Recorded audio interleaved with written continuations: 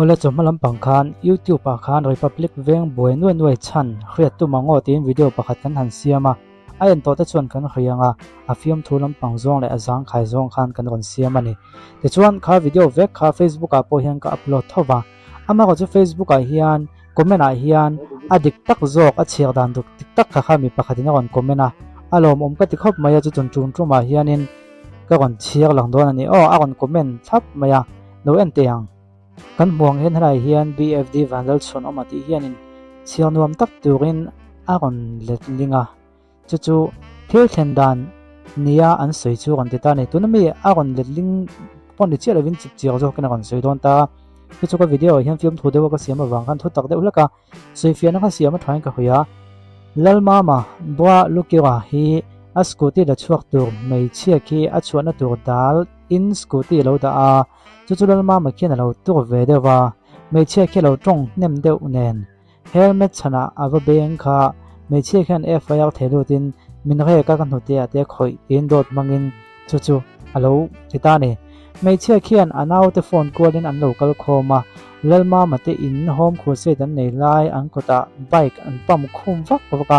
aming ten an kowa anu pui hian chu a phallok lo zoka maselalma ma hian thilom dan kan soi fiange tia ava chuak chun lo man beta an sui sakron ta siam maya an then ommi te an local khom veya home khose nei lai ami ko khan upa te pon top turin an ban ten phara chu po chu an lo khoya an ko te po an the ravek ani ome lalma mate in bula liao theding pon ti chenual ani bok ome police an lo thenga lalma malak an tum chu veng chung thinrem lo pung khom manin lalma mahila kan phal talova veng chung thinrem bok chuan mei chia te ina an lo tom khom chun han tong an han tong ani khi police in voin chon daw som pakhat vel thleng khan mei chia te khi an veng ani ome veng chung thinrem kut an tor lo nan maidam dil tur te pon veng chung mi thinrem ho hian an ti bok ani ron tia a thahle mei hi mo ron soi fia thol tu ni a chan chu mei chia kuta thaka lo goi du boka ti khan de lampang side e kan lo hetoi side b lampang ani e hi dikan ni chuanin kan thale ta dual mai a te ko ma saka video hi chun tu ma ka dem lem chuang lawa kha lo ni ya he comment po kan han chia avate nom ve me chiram pang chuan te ke po makka ti do chu a unau te hon lo pung khom lue kut an va thla kan va lu chi kha a makka ti de ulaka ama ka se pong ka se vak lo nangin mo chu wang chuanin hei chuana dal ti wang me ko den thla chu pa lo e chu tiang kha tiang lo tia ku thak ngot na chana kha mei chia kha tong na se ve do ti khani ha chu kan soi tum do ni lo ma ko chu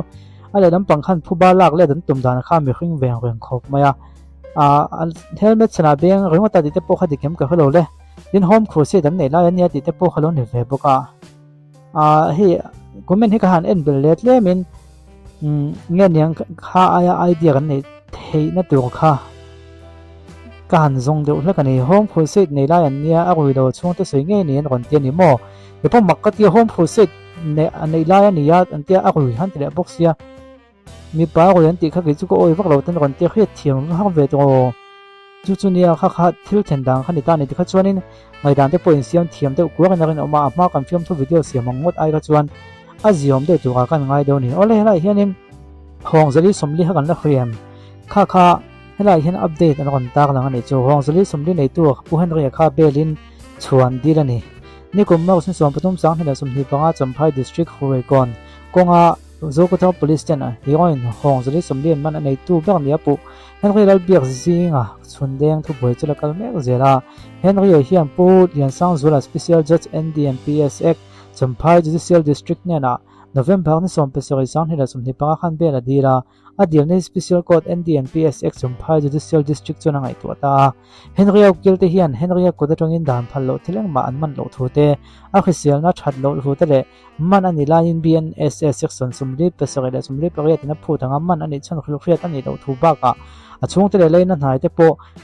khil ani lo thu te mangin ben an dil saka ati la hin so ka ko kilte thung chuan henry hi e thu boya hian in nam noi nge nia alan thu le ama an man na dan bo chen na om lo thu an soi ve thunga henry hi thiam lo chang thei din huna ding ani awangin thu boya ngai tua ani lai lo chuak le lok lo sual le lok chu akam lo thu an tak lang ve boka ti chuan thutluk na chuanin so ka ko kilte ti soi zo khan pom ta a ti chuanin a thu ania niang thut lu nan siam ma chu jera athu boi ngai to chung chu jera lo lo om khoi turin an ti tan in ron tian hi i gon an ron post thang lu ya ma ro chu chang kan lo khalo te po a om ve theya chu wang chung kan ron tar lang ve lok ani e hong zeli somli boi na kha mi zo mi pui ta min teng ha hok kan ti theyang hong zeli somli kha roi lo tol ko tu te khan ko khan khotlang le kam ro hel na hial po khuwa kwan lo khau thuk to ziamin khe chu tira divel te he ko a gon comment bel ni chu belan dire hini kumlam pang thil zo lo ne mo November na som pa sa sam ni som ni panga khan belan lo dira ma ko jun na phal lo zela nge chan chin tun chang in ka khalowa mini som thum pakhat a an po sania chu wang chung ka gon chia thar de hoi me ni chu ole ka han chia hoi tak na ni china ka chia zo chi ta ka ngai to na om ta cha chang ni chu ge chu mo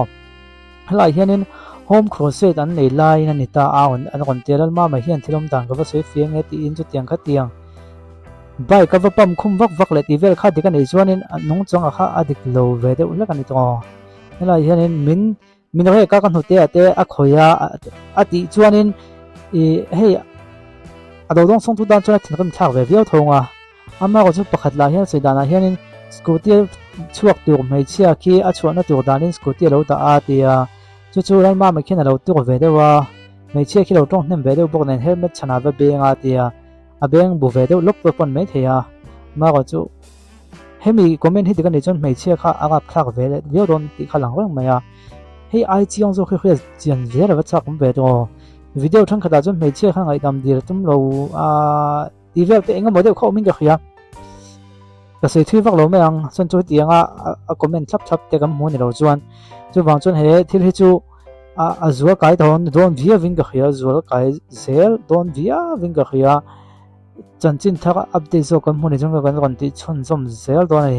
am pone se a thu ziak khami report hela in zia danang kha chu a le lam pang side do nia am pone se ni enge dang lelam kha tiang in sei fena khriat ton ha cha khom kho mai khami chin chau kha ton ta na kan khriat thei churan ni khia o YouTube pa khanin di call bomb tech ti khain lo entry num ka khalawa phone la chung chang soina kha to nai ka video on en phone po hi phone thak le ve ka to ni te polo ti me thea en hong phone nge denga camera thang e a chiang chi zat mana chun en hong phone nge thwa te call bomb tech mi channel a hian kan ron soi thuina ni ke ma tak chung ka ron soi lo ma ko ke ma en call tho chu ni thowa to uina ron soi thuina chuan hemi call bomb tech in lo entry chuanin thil pakhat ham that na kon om don ani chu hei hemi video ti ka kon ta lu ka ni lo en don ya Cell Care Aizol Bazar Bung Kon Hospital Rota hian thatak tak a oma heta tanga in lei hian in advantage om ve chu cha po cha thei thona in atang in lei chuan after sale service engemaw chiang lo le thalo te om ni ta se warranty claim chung chang ate lo in siam sak chung chang a khanin experience lo nei thui to tak an ni wangin an ni hena tanga lei hi hloka chuan accessories sang screen guard ti te temper glass ti te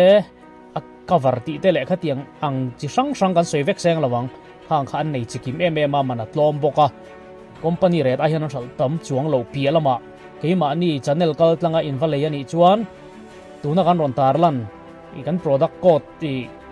KBT 260 hi vasai ula special discount an lo pek belang cheu all bomb tech channel kal tlang khan indora hian kan ron kalani e ei product code po karon soi thei KBT 260 kha vasoila chuanin online na cha ai hlok da in gift le thil thade wi dong tel don ani tin Cell Care atanga in le ani chuanin ange ni payment ati theitan kher lo po in EMI ai kha tianga thep thiar han rulang chi scheme te po kha an nei ani ti kha kan soi tel bok ani chu kha khania phone ni lo le du ni mo installment ni le du ni mo khang engkim kha hami Cell Care a khanin lo va boi pui da kha coach te khalo soi na mo ham that na kham don ani chu ola kha ti song kha ton thu ma kan ti the chu ni phot te se